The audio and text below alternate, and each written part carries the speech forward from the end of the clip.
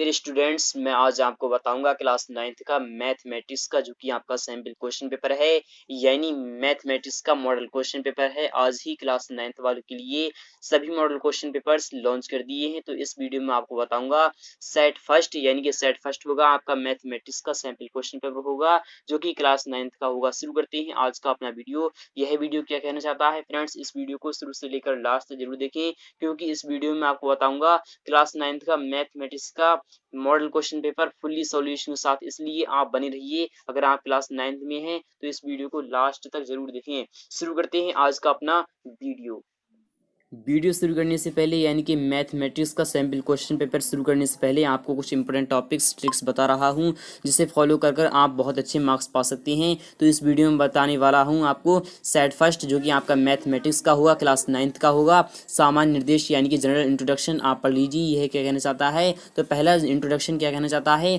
कि सभी प्रश्न अनिवार्य हैं। जी हाँ friends, all questions are compulsory. सभी प्रश्नों के जवाब देना आपको लाजमी है, यानी कि आपको सभी क्वेश्चंस के जवाब देना जरूरी है। नेक्स्ट देखते हैं, यह क्या कहना चाहता है कि इस प्रश्न पत्र में 40 प्रश्न है। जी हाँ फ्रेंड्स, इस क्वेश्चन यानी कि यह मॉडल क्वेश्चन पेपर में 40 प्रश्न यानी कि 40 क्वेश्चन दी जा रहे हैं और प्रत्येक प्रश्न के 2 अंक का है, यानी कि एक क्वेश्चन आपको 2 अंक दिलाएगा। This question paper consist of 40 questions and every question carries 2 marks. चलिए चलते हैं नेक्स्ट पर। यह कहना चाहता है प्रत्येक प्रश्न के 4 विकल्प दिए गए हैं, जिनमें केवल एक ही उत्तर सही है, यानी कि एक आपका उत्तर सही होगा और बाकी के 3 रॉन्ग होंगे।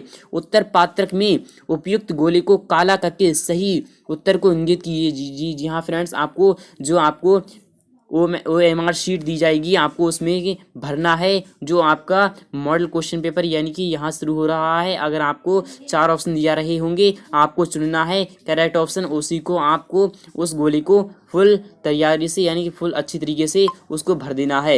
यह कहना चाहता है, आप इंग्लिश में भी पढ़ सकते हैं। तो पहला क्वेश्चन शुरू करते हैं। आपका यहाँ से मॉडल क्वेश्चन पेपर शुरू हो रहा है, इसलिए आप इसे बहुत ही ध्यान समझ रहे होंगे। उम्मीद करूंगा आपको बहुत अच्छा लगेगा यह मॉडल क्वेश्चन पेपर। तो पहला क्वेश्चन आ चुका है आपके स्क्रीन पर। यह कहना चाहता है कि निम्नलिखित में से कौन अपरिमेय संख्या है। फ्रेंड्स, निम्नलिखित में से कौन अपरिमेय संख्या है, यानी कि which of the following is an irrational, यानी कि निम्नलिखित में से कौन अपरिमेय संख्या है। तो आपको बताना है तो क्या 0 एक परिमेय संख्या है, यानी कि अपरिमेय संख्या है? नहीं दोस्तों, 0 एक परिमेय संख्या है और 1 भी परिमेय संख्या है और 2 भी परिमेय संख्या है।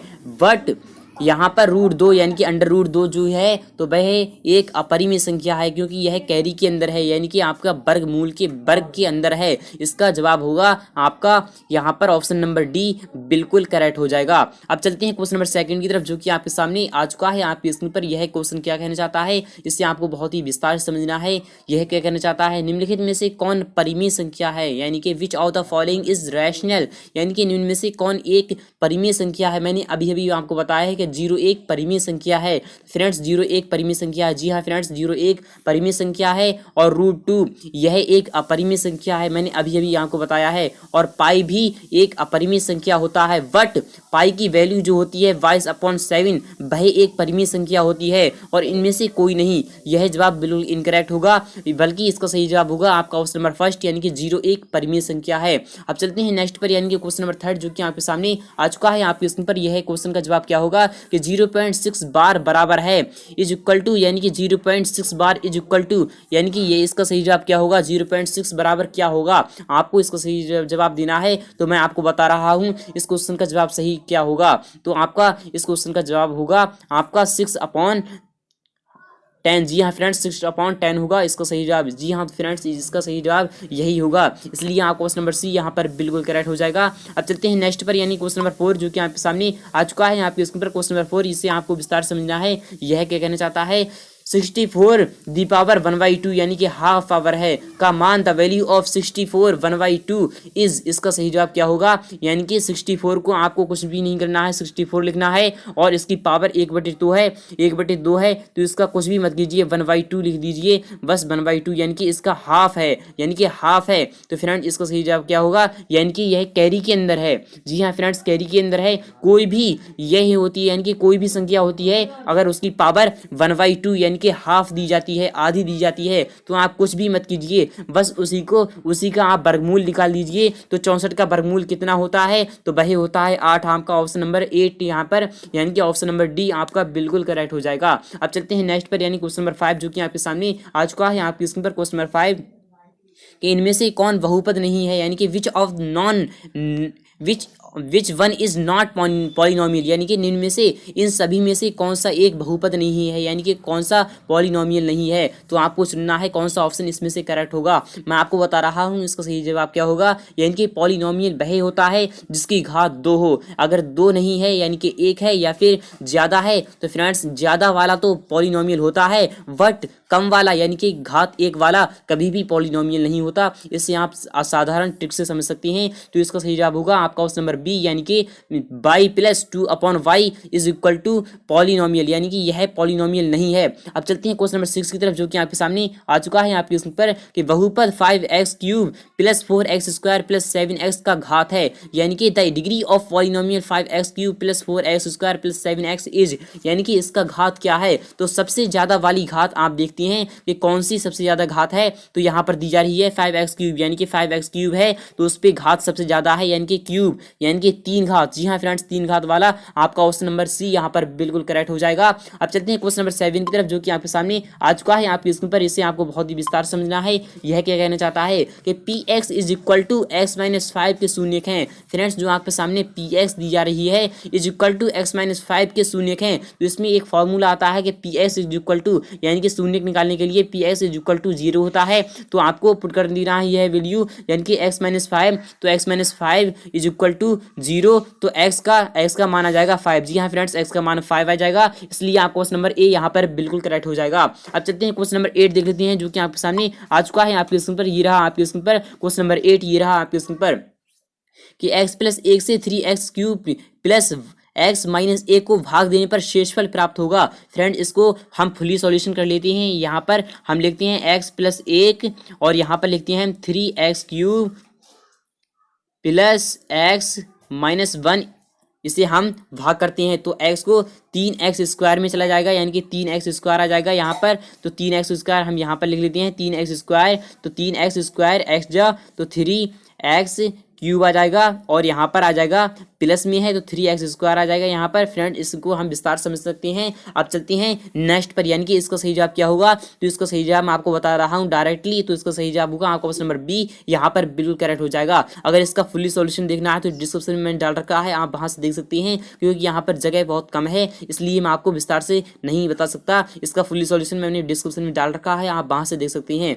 अब चलते हैं क्वेश्चन नंबर 9 की तरफ जो कि आपके सामने आ चुका है। Question number 9 very very most important है यह क्वेश्चन। ये क्या कहना चाहता है कि x² + 2xy + y² is equal to क्या होता है। आपको इस क्वेश्चन का जवाब देना है। फ्रेंड्स इसका सही जवाब आपको पहले से पता होगा, तो यह क्वेश्चन कौन सा है, यानी कि यह एक फॉर्मूला होता है जो कि x + y का होल स्क्वायर होता है। तो आपको पहले से समझ में आ गया होगा कि x + y का होल स्क्वायर क्या होता है, तो वही होता है x² + 2xy + y²। जी हाँ फ्रेंड्स, इसका सही जवाब होगा आपका ऑप्शन नंबर फर्स्ट। और नेक्स्ट देखते हैं यह क्या कहना चाहता है कि x - y का whole square. Friends x - y का होल स्क्वायर क्या होता है, तो वही होता है x² - 2xy और प्लस होगा x² - 2xy और प्लस y²। अब चलते हैं ये देख लेते हैं कि x + y और x - y क्या कहना चाहता है, तो यह होता है x² - y²। जी हाँ फ्रेंड्स, इसका सही जवाब ये होगा। और नेक्स्ट देखते हैं x² + y² क्या होता है, तो x² + y² क्या होता है मैं आपको बता रहा हूँ विस्तार से। अब चलते हैं क्वेश्चन नंबर 10 की तरफ जो कि आपके सामने आ चुका है आपकी स्क्रीन पर। यह क्वेश्चन क्या कहना चाहता है कि इनमें से कौन 2 चर वाले रैखिक समीकरण है, यानी कि 2 चर वाले रैखिक समीकरण कौन से है आपको चुनना है। तो 2x + 5 = 0 यह एक चर है, क्योंकि इसमें एक ही चर दिया जा रहा है, इसलिए आपका यह जवाब बिल्कुल इनकरेक्ट हो जाएगा, क्योंकि यह एक चर में है रैखिक समीकरण। और नेक्स्ट देख लेते हैं क्वेश्चन नंबर यानी कि 10 का नेक्स्ट वाला ऑप्शन देख लेते हैं कि x + y = 1। जी हाँ फ्रेंड्स, ये x + y = 1, यानी कि यह 2 चर है, यानी कि इसमें 2 चर हैं x और प्लस y, यानी कि x और y इसमें 2 चर दिए जा रहे हैं, इसलिए आपका जवाब हो जाएगा आपका ऑप्शन नंबर बी, यहाँ पर बिल्कुल करेक्ट है। और नेक्स्ट देखते हैं यानी कि y = 2, यहाँ पर भी एक ही चर है, और 2x = 3 यह भी एक ही चर है। चलते हैं क्वेश्चन नंबर 11 की तरफ जो कि आपके सामने आ चुका है आपकी स्क्रीन पर। इसे आपको विस्तार समझना है कि निम्नलिखित हलों में से कौन रैखिक समीकरण 2x+2y इज इक्वल टू 6 का हल है फ्रेंड्स कौन सा है कि निम्नलिखित हलों में से यानी कि which of the following is not is a solution of the equation x+2y is equal to 6। इसका सही जवाब क्या होगा मैं आपको बता रहा हूँ, इसका हल क्या होगा। तो इसका सही जवाब होगा आपका कौन सा होगा मैं आपको बता रहा हूँ। इस क्वेश्चन का जवाब क्या होगा, तो इस क्वेश्चन का जवाब कौन सा होना चाहिए आपको अगर पता है तो जरूर बताइएगा। इस क्वेश्चन का जवाब मैं आपको विस्तार से समझा सकता हूँ। इसका सही जवाब मैंने आपको डिस्क्रिप्शन में दे रखा है, आप वहां से देख सकते हैं। अब चलते हैं क्वेश्चन नंबर 12 की तरफ जो कि आपके सामने आ चुका है। आपके स्क्रीन पर क्वेश्चन नंबर 12 ये रहा आपके स्क्रीन पर। यह क्या कहना चाहता है कि क्या रैखिक समीकरण y is equal to 3x का आलेख मूल बिंदु से होकर जाएगा यानी कि जाएंगी, यानी क्या रैखिक समीकरण y is equal to 3x का आलेख यहाँ पर कह रहा है आलेख जो कि इस तरीके का होता है कि आलेख बिंदु यानी कि जो आलेख मूल बिंदु से होकर जाएंगी। इसका सही जवाब क्या होगा मैं आपको बता रहा हूँ। इस क्वेश्चन का सही जवाब क्या होगा तो आपको इस क्वेश्चन का जवाब डिस्क्रिप्शन में मिल जाएगा, आप वहां से देख सकते हैं। इसका सही जवाब अगर आपको पहले से पता है तो जरूर बताइएगा इसका सही जवाब। अगर उम्मीद करूंगा आपको इसका सही जवाब पहले से पता होगा। अब चलते हैं नेक्स्ट पर, यानी कि नेक्स्ट क्वेश्चन क्या कहना चाहता है इसका सही जवाब होगा हाँ। अब चलते हैं नेक्स्ट पर, यह कहना चाहता है कि वाई अक्ष पर यानी कि वाई अक्ष का समीकरण है friends the equation of Y axis is, यानी कि वाई अक्ष का समीकरण कौन सा है आपको इस क्वेश्चन का जवाब देना है। तो मैं आपको बता रहा हूं इस क्वेश्चन का जवाब क्या होगा तो वह होगा y इज इक्वल टू 0। जी हाँ friends y is equal to 0 इसका सही जवाब होगा। अब चलते हैं नेक्स्ट पर, यानी क्वेश्चन नंबर 14 की तरफ जो कि आपके सामने आ चुका है। आपके स्क्रीन पर यह क्वेश्चन क्या कहना चाहता है कि मूल बिंदु का निर्देशांक है, यानी कि जो मूल बिंदु होता है जो आपको बीचों बीच होता है यानी कि यहाँ पर दिया जाता है। तो फ्रेंड्स उसका यानी कि the coordinate of origin point is, यानी कि कौन सा इसका मूल बिंदु का निर्देशांक होता है। तो मैं आपको बता रहा हूं इस क्वेश्चन का जवाब क्या होगा तो वह होगा 0,0। जी हाँ फ्रेंड्स 0,0 होता है, इसलिए आपका जवाब होगा 0,0 यानी कि फर्स्ट वाला ऑप्शन आपका बिल्कुल करेक्ट हो जाएगा।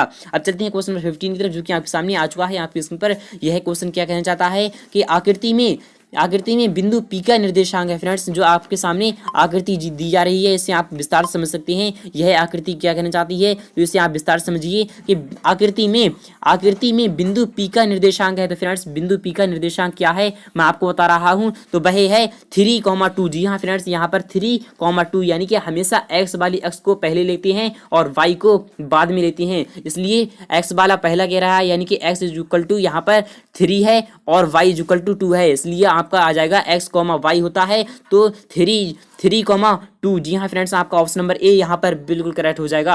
अब चलते हैं क्वेश्चन नंबर 16 की तरफ जो कि आपके सामने आ चुका है। आपकी स्क्रीन पर क्वेश्चन नंबर 16 ये रहा आपकी स्क्रीन पर कि रेखाएं संपाती होती हैं यानी कि रेखाएं समांतर होती हैं यदि वे वृत्तज यानी कि प्रतिच्छेद नहीं करती हैं का कथन निम्नलिखित के रूप में दिया गया है। तो फ्रेंड्स किसके रूप में दिया गया है इसका सही जवाब आपको बताना है। इसका सही जवाब क्या होगा फ्रेंड्स इसका परिभाषा होगा। जी हाँ फ्रेंड्स परिभाषा भी होगा और उपपत्ति भी हो सकता है, इसलिए आप इन दोनों को ध्यान में रख सकते हैं। अब चलते हैं क्वेश्चन नंबर 17 की तरफ जो कि आपके सामने आ चुका है। क्वेश्चन नंबर 17 ये रहा आपके स्क्रीन पर कि यदि किसी त्रिभुज का एक कोण अन्य दो कोणों के योग के बराबर हो तो वह त्रिभुज है एक। तो फ्रेंड्स वह त्रिभुज कौन सा है कि यदि किसी त्रिभुज का एक कोण अन्य दो कोणों के योग के बराबर हो तो वह त्रिभुज है। तो वह कौन सा त्रिभुज है आपको इस क्वेश्चन का जवाब देना है। तो मैं आपको बता रहा हूं इस क्वेश्चन का सही जवाब होगा आपका कौन सा ऑप्शन होना चाहिए। तो फ्रेंड्स आपका ऑप्शन नंबर यहाँ पर डी बिल्कुल करेक्ट हो जाएगा। उम्मीद करूंगा आपको यह मॉडल क्वेश्चन पेपर बहुत ही उपयोगी लग रहा होगा। अगर उपयोगी लग रहा है तो इस क्वेश्चन मॉडल क्वेश्चन पेपर को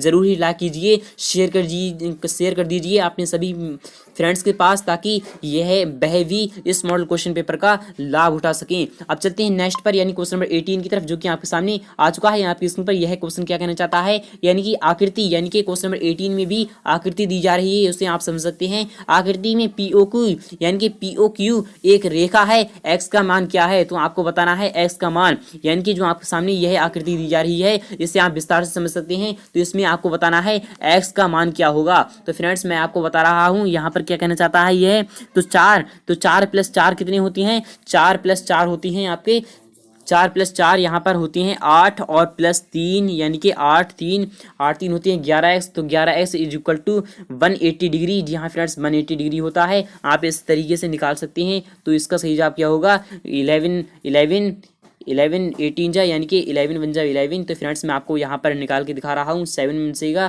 तो 60 यानी कि यहाँ पर आ जाएगा 60, यानी कि आपको मैं आपको बता रहा हूँ इस क्वेश्चन का सही जवाब क्या होगा। तो फ्रेंड्स इस क्वेश्चन का सही जवाब होगा आपका कौन सा होगा, आपको हमारे कमेंट बॉक्स में मिल जाएगा, आप वहाँ से देख सकते हैं। अब चलते हैं क्वेश्चन नंबर 19 की तरफ, जो कि आपके सामने आ चुका है आपके स्क्रीन पर। क्वेश्चन नंबर 19 ये रहा आपके स्क्रीन पर, इसे आप विस्तार से समझ सकते हैं। क्वेश्चन नंबर 19 क्या कहना चाहता है कि आकृति में यदि ओपी समांतर है आर एस के, तो कोण O P Q is equal to 110 degree और कोण Q R S is equal to 130 degree है, तो कोण पी क्यू आर बराबर है फ्रेंड्स किसके बराबर है, आपको इस क्वेश्चन का जवाब देना है। तो मैं आपको बता रहा हूँ इस क्वेश्चन का सही जवाब क्या होगा। फुल्ली सॉल्यूशन तो मैं यहाँ पर नहीं बता सकता फिलहाल कि इसका सही जवाब मैं आपको बता रहा हूँ। इसके में क्या कहना चाहता है कि कोण पी क्यू आर, यानी कि यहाँ पर कहना चाहता है कि कोण पी क्यू आर क्या होगा, तो वह होगा आपका, तो कौन सा सही जवाब होगा ना चाहिए आपका। तो फ्रेंड्स मैं इसको सही जवाब आपको बता रहा हूँ कि इस क्वेश्चन का सही जवाब क्या होगा, तो वह होगा आपका यहाँ पर 70 डिग्री। जी हाँ फ्रेंड्स आपका 70 डिग्री बिल्कुल करेक्ट हो जाएगा, क्योंकि यहाँ पर वाला ये जोड़ते हैं और ये जोड़ते हैं तो इन दोनों का योग होता है हमेशा 180 डिग्री, इसलिए आपका सही जवाब होगा आपका ऑप्शन नंबर डी बिल्कुल करेक्ट है, आप इसे चुन सकते हैं। अब चलते हैं नेक्स्ट पर यानी क्वेश्चन नंबर 20 की तरफ, जो कि आपके सामने आ चुका है आपकी। चलिए फ्रेंड्स देख लेते हैं क्वेश्चन नंबर 20 जो कि आपके सामने आ चुका है आपकी स्क्रीन पर। यह क्या कहना चाहता है कि निम्नलिखित में से कौन त्रिभुजों की सर्वांग समता की एक कसौटी नहीं है, यानी कि कौन सा सर्वांग समता जो कि त्रिभुज होता है आपका, तो वह कौन सी दिशा यानी कि कौन सा बिल्कुल इनकरेक्ट है। फ्रेंड्स मैं आपको बता रहा हूँ कि साइड एंगल साइड, जी हाँ फ्रेंड्स यह बिल्कुल कसौटी है, इसलिए आपका यह भी बिल्कुल इनकरेक्ट होगा, क्योंकि यहाँ पर कह रहा है एक कसौटी नहीं है। तो फ्रेंड्स यह कसौटी है, इसलिए आपका ऑप्शन नंबर ए इनकरेक्ट हो जाएगा। चलिए चलते हैं नेक्स्ट पर, यानी कि ए ऐसे यानी कि एंगल साइड एंगल, जी हाँ फ्रेंड इससे भी हम सर्वांग समता निकाल सकते हैं, इसलिए यह भी इनकरेक्ट होगा, क्योंकि यहाँ पर कहना चाहता है एक कसौटी नहीं है, यानी कि सर्वांग समता जिससे नहीं निकल पाए। और साइड साइड साइड एंगल, जी हाँ फ्रेंड्स यह बिल्कुल सही है, यानी कि इससे भी हम निकाल सकते हैं सर्वांग समता। और नेक्स्ट देखते हैं यह क्या कहना चाहता है, साइड साइड साइड यानी कि साइड बाई साइड से नहीं निकाल सकते हैं, इसलिए आपका ऑप्शन नंबर डी बिल्कुल करेक्ट हो जाएगा। जी हाँ फ्रेंड्स साइड से हम कोई भी यानी कि सर्वांग समता निकाल ही नहीं सकते, इसलिए आपका सही जवाब होगा आपका ऑप्शन नंबर डी यहाँ पर बिल्कुल करेक्ट हो जाएगा। अब चलते हैं क्वेश्चन नंबर 21 की तरफ, जो कि आपके सामने आ चुका है आपकी स्क्रीन पर। यह क्वेश्चन क्या कहना चाहता है कि त्रिभुज पी क्यू आर में यदि कोण आर बड़ा है कोण क्यू से है, तो फ्रेंड्स यह क्वेश्चन क्या कहना चाहता है कि त्रिभुज पी क्यू आर, फ्रेंड्स आपको यह मानना है, यानी कि त्रिभुज पी क्यू आर क्या होता है, यानी कि पी क्यू आर चलिए मान लेते हैं, तो पी क्यू आर ये क्वेश्चन आपका ये रहा, आपका क्या रहा, ये आपका त्रिभुज रहा, तो कोण आर बड़ा है कोण क्यू से, तो फ्रेंड्स इसका सही जवाब क्या होगा, मैं आपको बता रहा हूं इस क्वेश्चन का सही जवाब क्या होगा। तो फ्रेंड्स यह क्वेश्चन क्या कहना चाहता है, तो पी क्यू यानी कि पी क्यू बड़ा होगा, यानी कि पी क्यू बड़ा होगा पी आर से, जी हाँ फ्रेंड्स पी क्यू बड़ा होगा पी आर से, इसलिए आपका सही जवाब होगा आपका ऑप्शन नंबर डी, यानी कि आपका ऑप्शन नंबर बी यहाँ पर बिल्कुल करेक्ट हो जाएगा।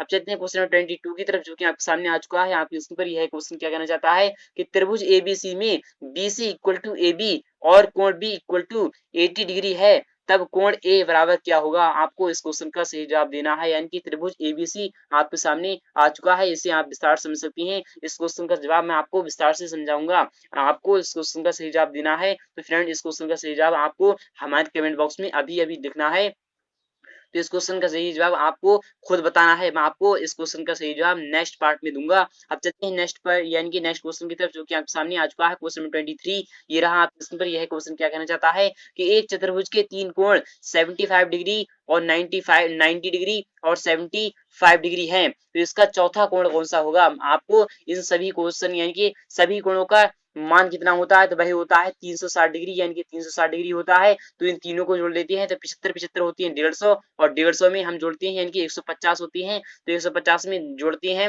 हम 90 डिग्री यानी कि 90 डिग्री को, यानी कि 90 को जोड़ते हैं, तो 150 में 90 जोड़ते हैं तो आपका हो जाता है 240। जी हाँ फ्रेंड्स 240 हो जाता है, यानी कि आपका टोटल योग हो जाता है 240। तो फ्रेंड्स 240 को हम घटाते हैं 360 से, तो आपका कितना आंसर आ जाता है? तो आपका आंसर आ जाता है 120 डिग्री। जी हाँ फ्रेंड्स, आपका 120 डिग्री यानी कि 120 डिग्री आपका बिल्कुल ऑप्शन ऑप्शन नंबर डी बिल्कुल करेक्ट हो जाएगा। अब चलते हैं क्वेश्चन नंबर 24 की तरफ, जो कि आपके सामने आ चुका है। आपके स्क्रीन पर यह क्वेश्चन क्या कहना चाहता है कि एक समचतुर्भुज की भुजाओं के मध्य बिंदुओं के को एक ही क्रम में मिलाने पर बनने वाली आवृत्ति होती है, यानी कि जो आवृत्ति होती है, आकृति होती है, वह कौन सी होती है?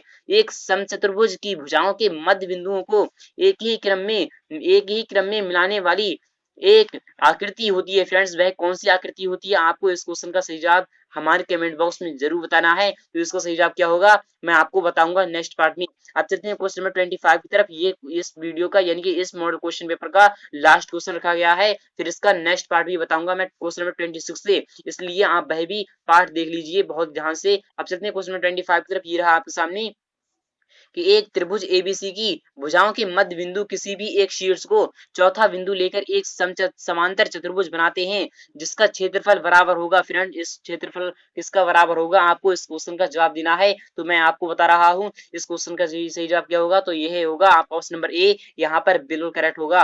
उम्मीद करूंगा आपको यह मॉडल क्वेश्चन पेपर बहुत अच्छा लग रहा होगा। अगर आपको इस वीडियो का फुल सॉल्यूशन चाहिए यानी कि नेक्स्ट पार्ट भी चाहिए, अगर आपको यानी कि नेक्स्ट पार्ट फुल्ली सॉल्यूशन के साथ चाहिए, तो हमारे कमेंट बॉक्स में हमें जरूर बताइएगा।